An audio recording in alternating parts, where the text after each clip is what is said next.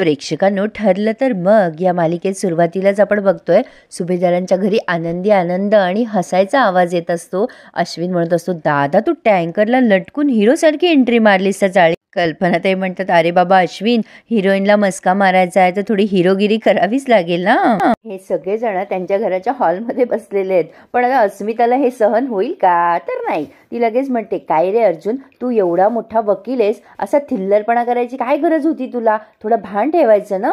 अश्विन म्हणतो, अगं my dear sister, याला थिल्लरपणा नाही म्हणत, त्याला रोमॅन्स म्हणतात, जो तुझ्या आयुष्यात मिसिंग आहे. हा. अर्जुन म्हणतो, अरे तसं काही नाही, तशा इंटेन्शनने नाही केलं मी, पण माझ्या बायकोला घरी घेऊन यायचं एवढं मला माहित होतं. पण अस्मिता पुढे बोलतेच, गेलायस, बायकोच्या आहेरी गेलायस तू. कल्पनाताई म्हणतात, काय ग अस्मिता, सगळे आनंदात आहे ना, तुला प्रत्येक वेळेला का कडवटपण आणायचा असतो? प्रतापराव म्हणतात, अगदी बरोबर अस्मिता, सगळे आनंदात आहे ना, त्यांच्या आनंदातच आपण खुश व्हायचं.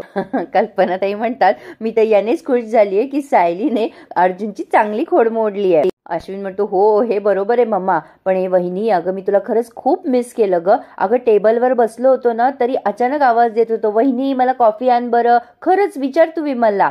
विमल म्हणते, मी सांगितलं त्यांना सायलीताई घरी नाहीये. अहो आम्हाला खूप आठवण येत होती तुमची सायलीताई. पण आता लगेच अस्मिता मनात विचार करते, लाव सगळ्यांना मधाची बोटं, म्हणजे सगळेजण तुझ्या पुढे पुढे करतील. बाय द वे, ही विमलसाठी म्हणली की सायलीसाठी ते मला कळलं नाहीये. तर आता सायली म्हणते, हो विमलताई, मला पण तुम्हा सगळ्यांची खूप आठवण येत होती. मग कल्पनाताई म्हणतात, अगं सायली, जा तुझी बॅग ठेवून ये, फ्रेश होऊन ये. तर लगेच अर्जुन म्हणतो, नाही नाही नको नको, माझी बायको नेहमी फ्रेशच असते ना.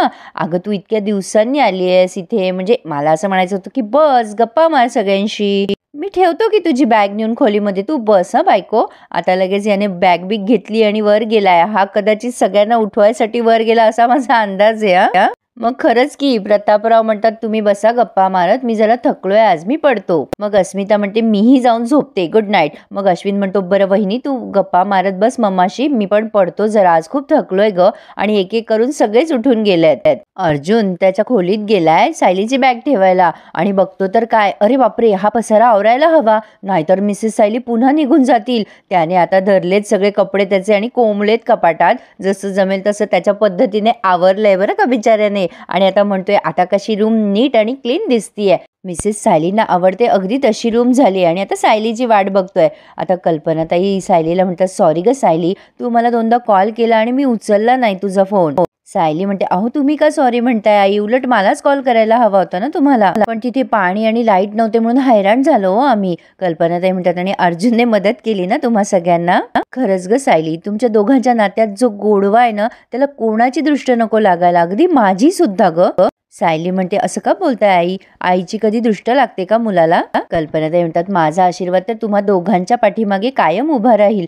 पण हे बघ, तुमचे ना कधी भांडणं झाले, रुसवे फुगवे झाले ना, तर भांडाबाई पण एकत्र या. अगं सायली, माझ्यानंतर या घराला तुलाच तर बांधून ठेवायचंय. देवीची कृपा म्हणून मला इतकी चांगली सून मिळाली आहे.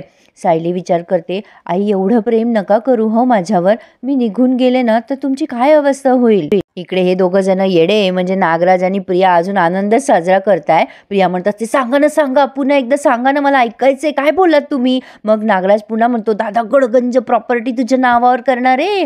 आता दोघं टाळ्या काय वाजवताय. प्रिया म्हणत असे, काढा काढा, मला परत एकदा चिमटा काढा, म्हणजे माझं स्वप्न तर नाहीये ना, हे मला खात्री करून घेऊ द्या.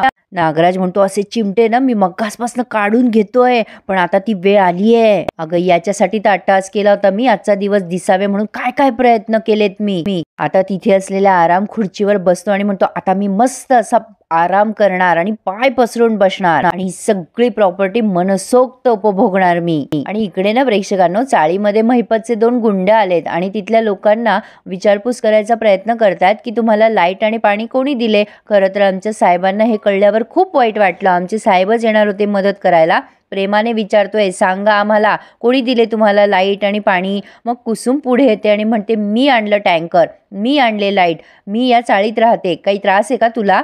आणि आता सगळेच जण एक एक करून उठलेत, मी आणलं लाईट, मी आणलं टँकर, असं करत त्यांनी सगळ्यांनी म्हणजे जमाव केलाय आणि त्या गुंडांना घेरलंय आणि सगळेजण मोठ्याने ओरडताय, मी आणलं लाईट, मी आणलं पाणी, काय करायचंय तुम्हाला? आता हे सगळं एकसाथ सगळे बोलत असतात, त्यामुळे ते गुंड घाबरतात आणि म्हणतात ठीक आहे ठीक आहे, कळलं आम्हाला, आणि ते पळून जातात. मग कुसुम ओरडते, जा रे जा, तुझं थोबाड घेऊन जा, पुन्हा आलास ते याद राख. याचा अर्थ अर्जुन सायलीचं नाव अजून तरी पुढे आलेलं नाहीये. इकडे नागराज प्रियाला घेऊन आलाय रविराजांकडे आणि म्हणतो, दादा बघ घेऊन आलो हिला. अरे कुठेतरी मैत्रिणीकडे गेली होती, मी तिला सांगितलं दादाला तुला काहीतरी महत्वाचं सांगायचंय, तुझी मैत्रीण गेली खड्ड्यात, दादाला तुला महत्वाचं सांगायचंय, त्यामुळे लगेच आली बघ धावत पळत. आता प्रिया म्हणते, बाबा तुम्हाला काय एवढं महत्वाचं सांगायचंय? रविराज म्हणतात, बाळा तू बस इथे तन्वी, आणि नागराज तू निघून गेलास तरी चालेल. आता नागराजला खूप इन्सल्ट फील होतं. नागराज म्हणतो, अरे दादा असं काय करतोयस, मी घरातलाच माणूस आहे ना. रविराज म्हणतात, अरे हो तू घरातलाच माणूस आहेस, पण काय आहे ना, आता मला जे बोलायचं आहे ना त्यात फक्त माझा आणि माझ्या मुलीचाच संबंध आहे, त्यामुळे तू जा बाहेर.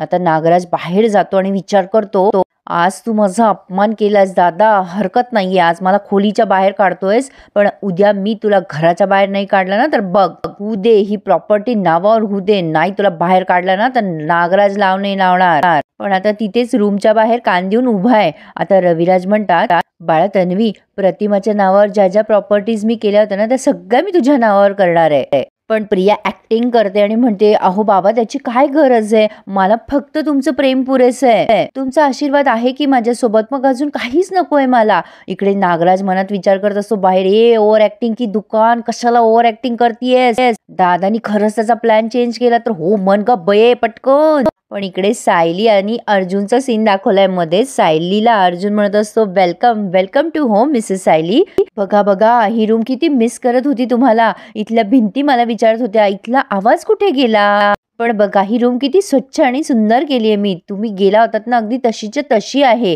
आता सायली म्हणते, हो का, ही परफ्यूमची बॉटल मी इथे ठेवते की ड्रेसिंग टेबलवर ठेवते? अर्जुन म्हणतो, अच्छा तिथे असते का ती, माझ्या लक्षात नाही राहिलं ऍक्च्युली.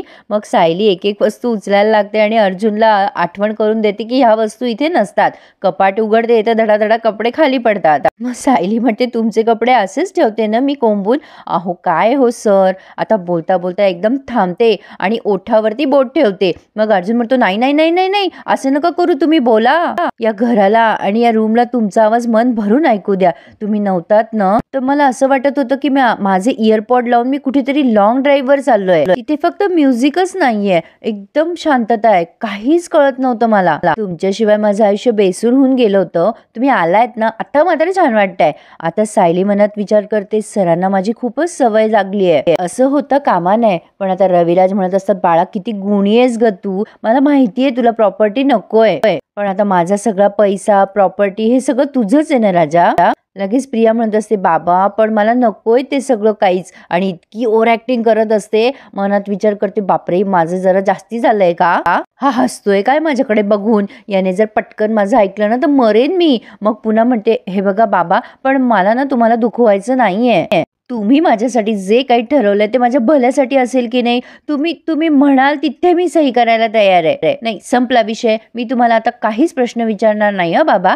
मग रविराज म्हणतात, माझी हुशार मुलगी, आपण ना पटकन सह्या करून टाकू सगळ्या पेपरवर, म्हणजे सगळी प्रॉपर्टी तुझ्या मालकीची होईल. प्रिया म्हणते, बाबा तुम्ही खुश आहात ना? रविराज म्हणतात, खूप खुश आहे राजा मी. मग प्रिया म्हणते, बाबा हे सगळं मी फक्त आणि फक्त तुमच्यासाठी करतेय. नागराज बाहेर कान देऊन उभाच असतो खोलीच्या, तो विचार करत असतो, ह्याच शब्दासाठी तर माझे कान असुसले होते की ही प्रॉपर्टी तुझी होईल. नागराज आता तुझ्यात आणि करोडोच्या प्रॉपर्टी मध्ये फक्त काही सह्यांचं अंतर आहे, पण प्रेक्षकांनो प्रिया याच्या हातावर तुरी देऊन केव्हा पळून जाईल ना याचे यालाही कळणार नाही. असो, पण आता सायली गप्पा मारतच असते अर्जुनशी, तेवढ्यात कुसुमचा फोन येतो. अर्जुन म्हणत असतो, स्पीकरवर टाका ना फोन, मला पण ऐकायचंय. पण कुसुम म्हणते, अगं सायली मला तुझ्याशिवाय खरंच करमत नाहीये ग, घर रिकामं रिकामं वाटतंय. खरंच प्रेक्षकांनो, माहेरी आलेली माहेरवाशीण गेली ना की घर खरंच रिकामं वाटतं. अर्जुन म्हणतो, "कुसुमताई, तुमच्या घरात जसे नियम आहेत ना, संध्याकाळी झोपायचं नाही, कॉफी प्यायची नाही, तसे आमच्या घरात पण काही नियम आहेत, सांगू का तुम्हाला?" आता कुसुम म्हणते, "तू मध्ये तोंड मारलंच आहेस ना, तर बोल आता." अर्जुन म्हणतो, "आमच्याकडे एवढ्या रात्री फोनवर बोलणं अलाउड नाहीये." मग कुसुम म्हणते, "एक काम कर, मग सायलीला पाठवून दे बरं पुन्हा एकदा माझ्या घरी, मग तुझा नियम पाळायची गरजच पडणार नाही. चल गं सायली, ये बरं ताबडतोब." अर्जुन म्हणतो, "नाही नाही नाही नाही, नियम तर तोडण्यासाठीच असतात ना, बोला बोला, निवांत बोला, पण सायली तुम्ही इथेच राहा हं." अर्जुनच्या सहनशक्तीचा अंत बघतायत या दोघी जणी, आता मला कीव आली आहे त्याची. असो, सायली आणि कुसुमचं बोलणं सुरू असताना अर्जुन विचार करतो, जनता चाळीतल्या लोकांचे जे व्हिडिओज मी घेतलेत ते लॅपटॉपमध्ये सेव्ह केले पाहिजेत, म्हणून तो लॅपटॉप घेऊन ते व्हिडिओ सेव्ह करत असतो आणि चैतन्याला कॉल करतो.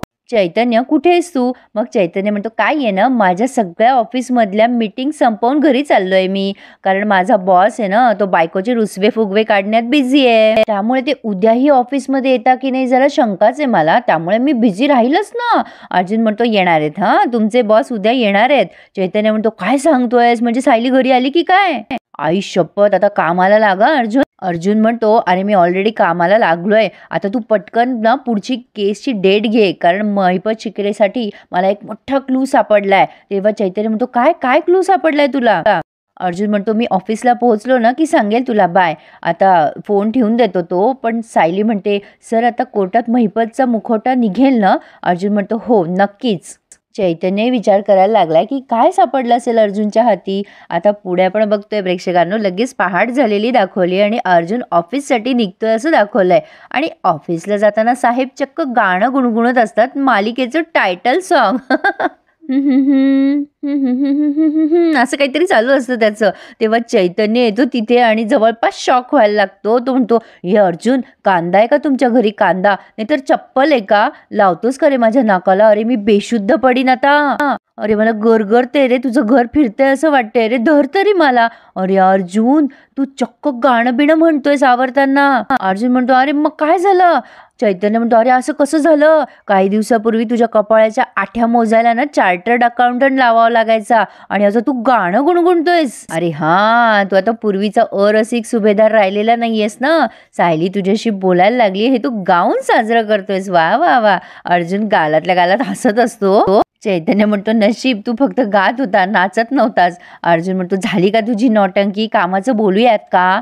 तुला सांगितलं होतं कोर्टाची डेट घे, झालं का काम?" मग चैतन्य म्हणतो, "उद्याचीच डेट मिळाली आपल्याला वात्सल्य आश्रम केससाठी." "पण काय रे, एवढ्या घाईघाईत कशाला तू डेट मागून घेतलीयस?" अर्जुन म्हणतो, "थांब जरा, सांगतो मी तुला." आणि इथेच त्यांनी हा रिव्ह्यू पूर्ण केलाय प्रेक्षकांनो. पुढे आपण बघणार आहोत की रविराज कोर्टामध्ये हे सिद्ध करतायत की त्या रात्री ती साक्षी 1.5 तास आश्रमात नव्हती आणि त्यासाठी आमच्याकडे एक साक्षीदार आहे. आता हा साक्षीदार बघून अर्जुनला आश्चर्य वाटलंय की हे नेमकं कोण उपटलंय मध्ये. पण आता अर्जुन तिला प्रतिप्रश्न करेल तेव्हा नक्कीच काहीतरी गौप्यस्फोट होईल. प्रेक्षकांनो, पुढे कोण कोणावर भारी पडणार आहे हे बघण्यासाठी आणि ऐकण्यासाठी आपल्या चॅनलला नक्की सबस्क्राईब करा आणि माझे सगळे रिव्ह्यूज एन्जॉय करा. काही कारणास्तव मी तुम्हाला मालिकेचे फोटो नाही दाखवते, बट आय होप तुम्ही छान एन्जॉय केलात माझा रिव्ह्यू. तर मग लाईक, कमेंट आणि सबस्क्राईब करायला विसरू नका. धन्यवाद.